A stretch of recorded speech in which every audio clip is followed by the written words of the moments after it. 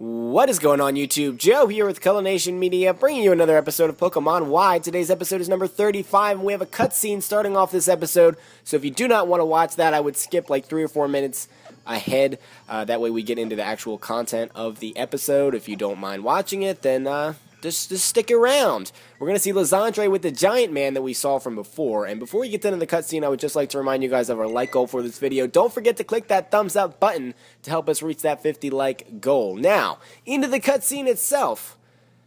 We're going to talk about the origin of this giant man and the ultimate weapon and all that stuff. So, a terribly long time ago, ...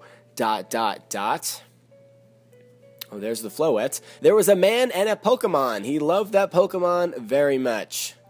This is going to take forever, isn't it? The longest cutscene ever.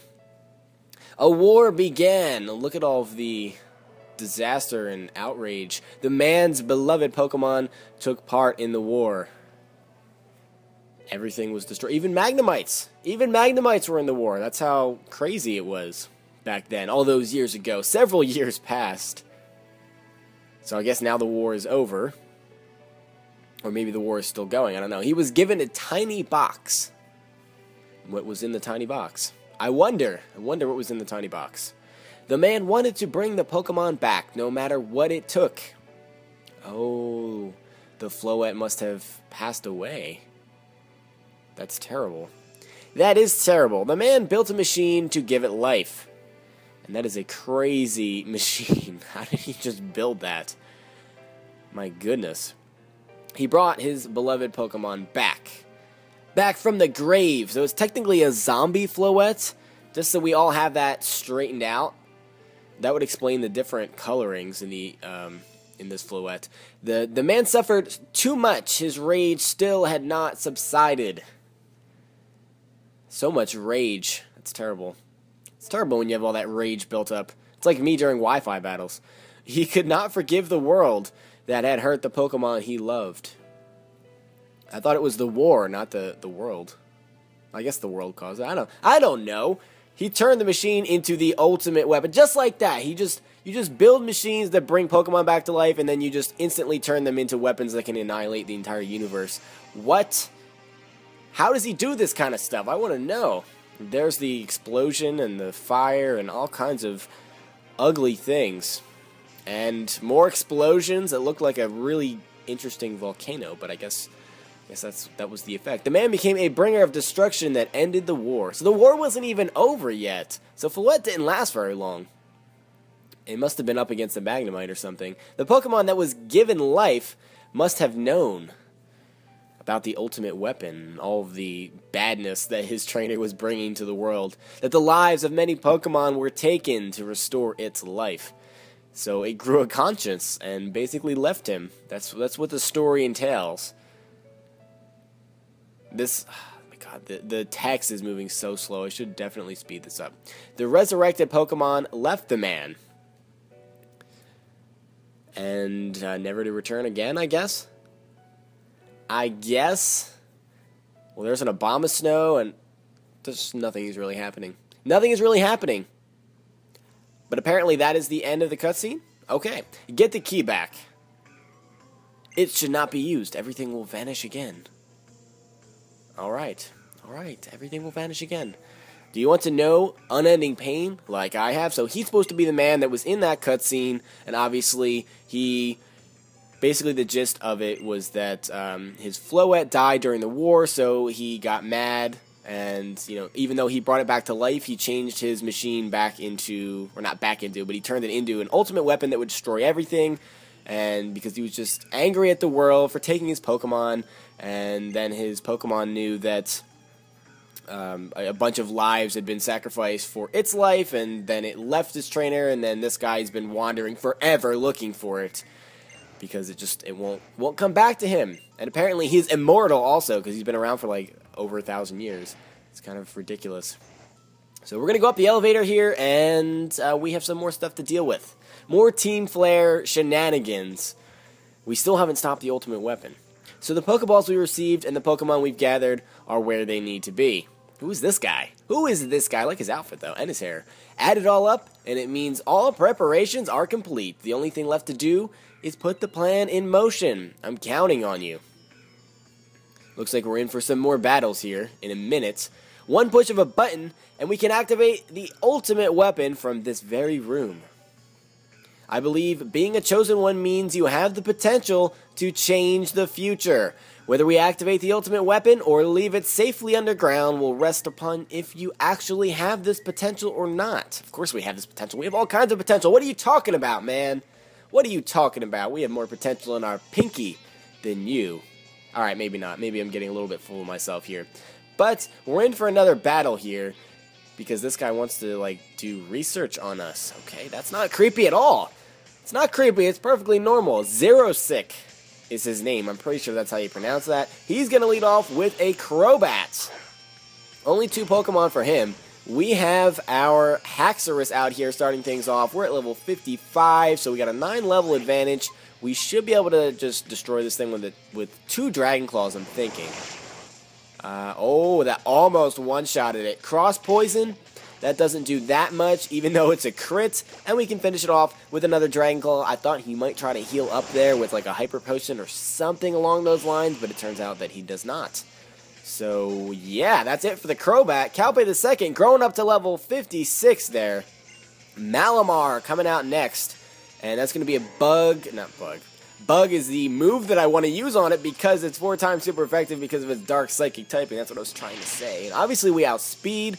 This thing's at level 48. So we're getting into some higher level trainers here. Golurk growing up to level 55. And that does it for Xerosic. So he's really not that difficult of a trainer.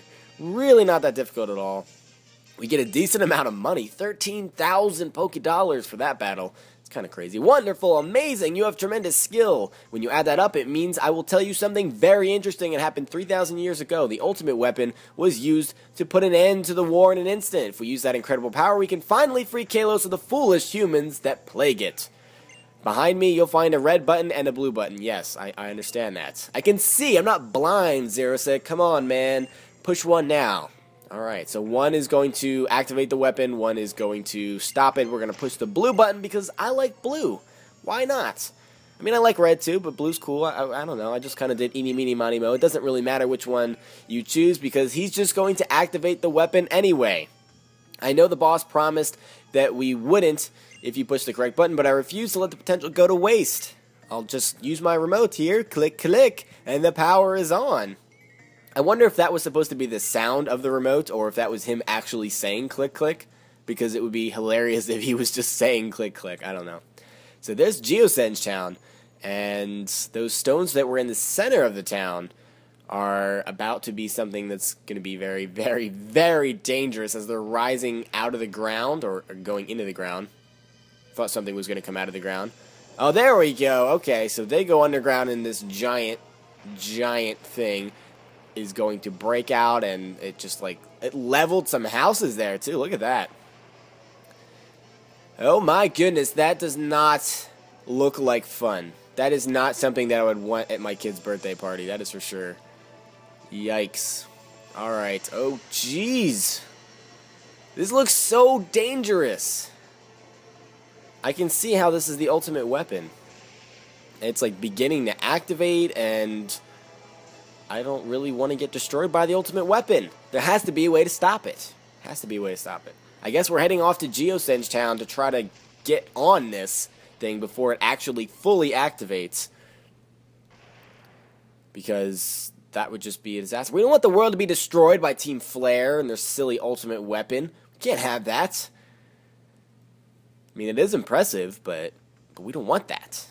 We do not want that at all. So Xerosic hasn't taken off yet. Did you see the ultimate weapon is reborn? The poisonous flower has bloomed. All shall perish except for Team Flare. Look at Geoscenge. It says it has bloomed in Geoscenge town. Add it all up and it equals science. Alright, so he doesn't have anything useful to say at all. At all. So it looks like we're just going to have to head on over to Geoscenge town. I'm trying to use an escape rope here, but that does not work. Feel like that would just be faster, but we're gonna have to go the long way. I mean, it's not like it takes that long, but still. So our first stop, obviously we need to go to basement floor 1 to get out of here, but we need to go over to the Pokemon Center first because I don't have a Pokemon with me that can use Fly, so we need to pick up Hawlucha, go to Geoscenge Town, and then I'll probably deposit the Hawlucha and pick up whatever Pokemon I put in the PC. So that is the plan. No, that's not what I wanted to do. I didn't want to go back in there. I don't want to go in the cafe or Lysandre Labs. We spent enough time in there. Pokemon Center, here we come in Magenta Plaza. And I guess we should heal up first because we've been battling some Pokemon and such. You know, we battled Lysandre and we battled all those scientists and all those Team Flare grunts and Xerosic, who wasn't that much of a challenge, but still, you know, we should at least restore our PP and HP and all that good stuff. I don't know what I'm talking about. I'm just like wasting time, basically. Let's pick up the Hawlucha. And we'll put Golurk in the box. I mean, it doesn't matter. I'm going to pick him right back up.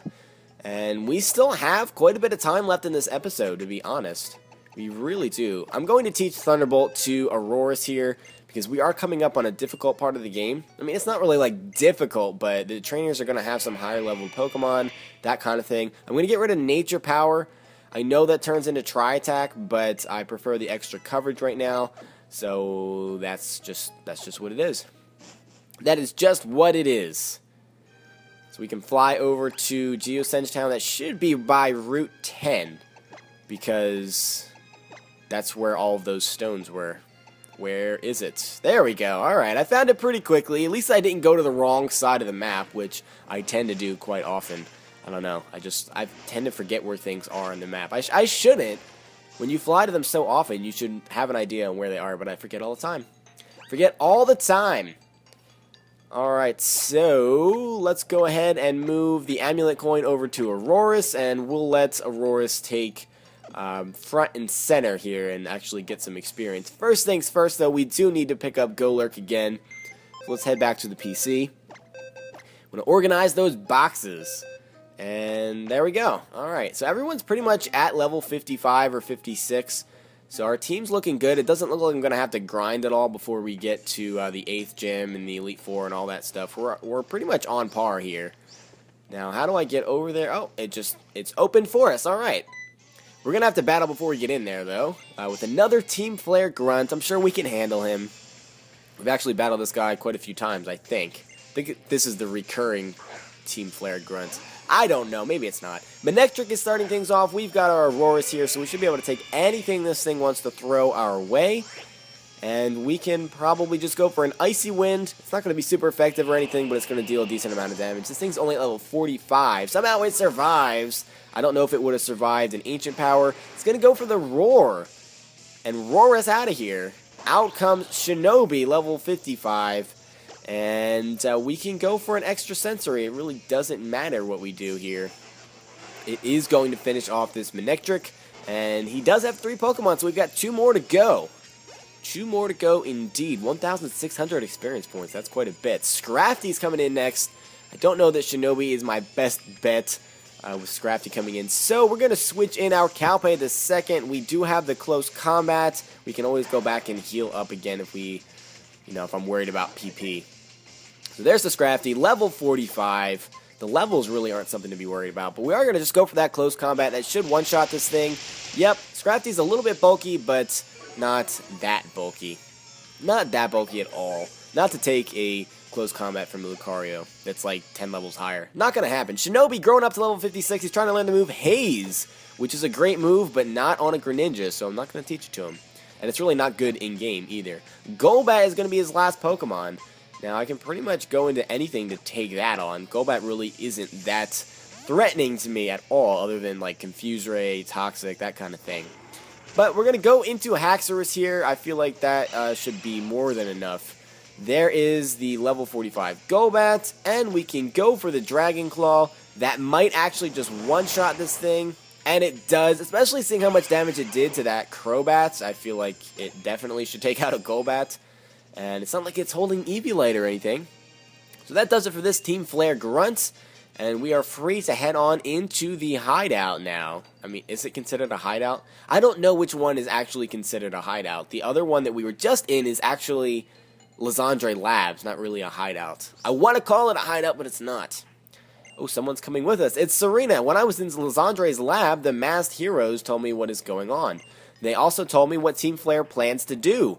Come on, let's stop Team Flare. No, we have to stop Lysandre. The world isn't corrupt enough to blah, blah, blah. I don't care. You're always blabbering on about things that just really are unimportant. You're just talking just to talk, Serena. Why do you do this to us? And we're not waiting for her. We're just heading down by ourselves. I think that's awesome. That is hilarious. We're like, screw you, Serena. We're going down the elevator without you. I don't know why you're just standing outside for no reason.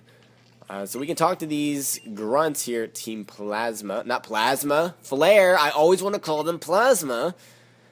I have like, I don't know. Fifth gen apparently is on my mind. I want to call things like Lumio City. I want to call it Castelia City all the time. And then I want to call Team Flare Team Plasma.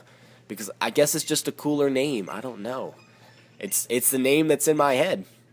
Alright, these people have nothing interesting to say at all, so we're just going to go up here and talk to Mr. Lysandre, who is looking down on the core of the weapon, I guess. The ultimate weapon's flower has finally bloomed above the soil. Don't you find its beauty captivating? As we speak, it draws its energy from the legendary Pokemon. Cullination, I apologize that the weapon was unearthed even after you chose correctly in the lab.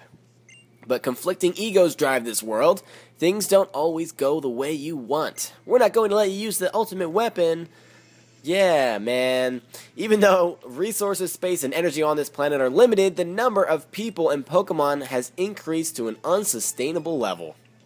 Whether it's money or energy, the ones who steal are the ones who win in this world. Well, I guess that's kind of true. But that doesn't give you the right to destroy everyone but the ones Team Flare chooses.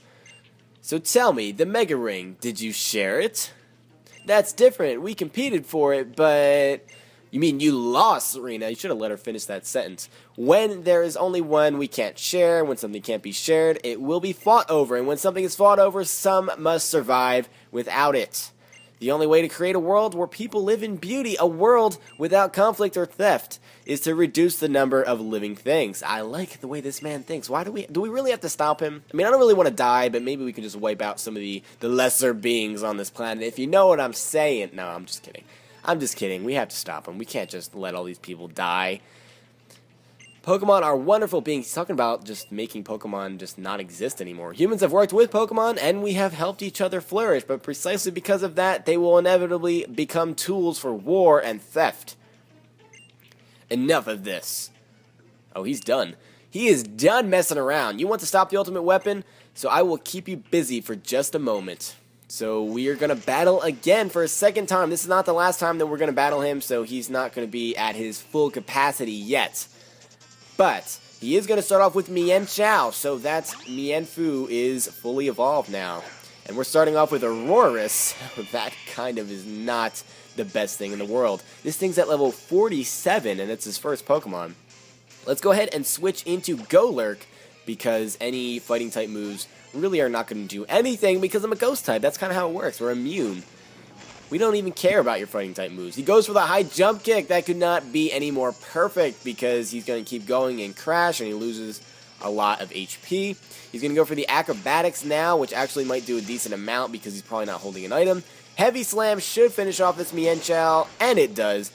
Because Mienshao is just so incredibly frail. You can flick it, you could sneeze on it, you could fart on it, and it would just fall over and be KO'd, basically. That's pretty much all there is to it. Gyarados is coming out next, and that gave us a huge amount of trouble last time around. But we have T-Bolt this time. So I know he can't one-shot us with the Iron Head that he's probably still packing. But we can one-shot him with a T-Bolt. Level 51! Oh my goodness, the power that Lysandre is bringing is crazy. So let's go straight for that T-Bolt. And he's going for the Iron Head. That does so much damage. And we do not flinch this time around. T-Bolt is going to finish off this Gyarados, so it's not going to punch huge holes in our team like it did last time. Aurorus is growing up to level 56, which is absolutely fantastic. And we're actually trying to learn the move Ice Beam, so that could be useful. That could definitely be useful, and I think we're going to get rid of Icy Wind for that. I know Icy Wind does help because Aurorus is really slow, and it lowers your opponent's speed and all that jazz, but Ice Beam has more power, and so we're going to go with that this time. Now, Honchkrow is coming out next, so he did evolve that Murkrow, since the last time we fought him, which was not that long ago, honestly. But what do I want to go into? I guess we're going to go into Whiskers, because why not? We can hyper voice it, we can flamethrower it, we can do all kinds of things, and Honchkrow doesn't have a lot of bulk behind it. It has a lot of attack power and a decent amount of speed, but it's not going to be able to outspeed us. Does not pack the Sucker Punch, so a flamethrower might just KO it, and it does, so Honchkrow not even putting up even the slightest amount of anything, really. It just died. That's all that happened. Whiskers is growing up to level 56, which is great. His Pyroar is going to be his last Pokemon, and let's see. We can bring in Shinobi for that. We should be able to one-shot it with a Surf, and that should be no problem. Level 56. Actually, Shinobi's like halfway to level 57 already. He grows levels so fast, it's ridiculous. The Unnerve, we're nervous and we can't eat berries now. Oh no, the world is going to end. Just kidding, let's go for the Surf, and that level 49 Pyroar goes down. So Pyroar actually isn't even his highest level Pokemon. It looks like that Gyarados is at level 51. So that's interesting. That does it for Lysandre this second time around, but we do have to fight him one more time. So what are you really protecting? I don't know, I'm just protecting everything and everyone, not like specific people, man. Not specific people. You're as strong as ever, but it's too late. There's no hope for you now. Go down to the lowest floor and see for yourself. It's not over yet. Let's look for the legendary Pokemon. Trainers are protected by Pokemon, but they protect Pokemon too, right? Look, you can see the entrance to the lower floors over there. Oh my goodness. Alright, well that's what we're going to do next time.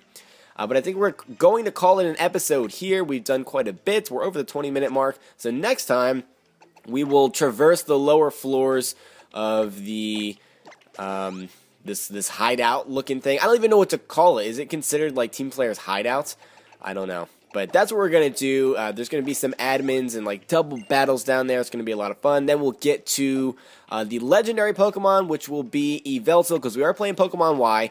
So it would be Xerneas, obviously, if it was X version, but it's not. So we're going to do that, and then we'll probably get into our last fight with Lysandre, and hopefully just finish up this whole storyline in the next episode, and then we can move on to getting our 8th gym badge and the Elite Four after that. So this series will be coming to an end somewhat shortly. I don't know, but there is some post-game stuff I want to do too, so if you guys want to see that, be sure to comment and let me know what you feel about it, all that stuff. And I'm just blabbering now, so we're going to end this episode here. So thank you all very much for watching, as always, and don't forget to leave a like on this video if you enjoyed it, because it does help out a lot. So we'll see you all for the next episode, but until then, game on.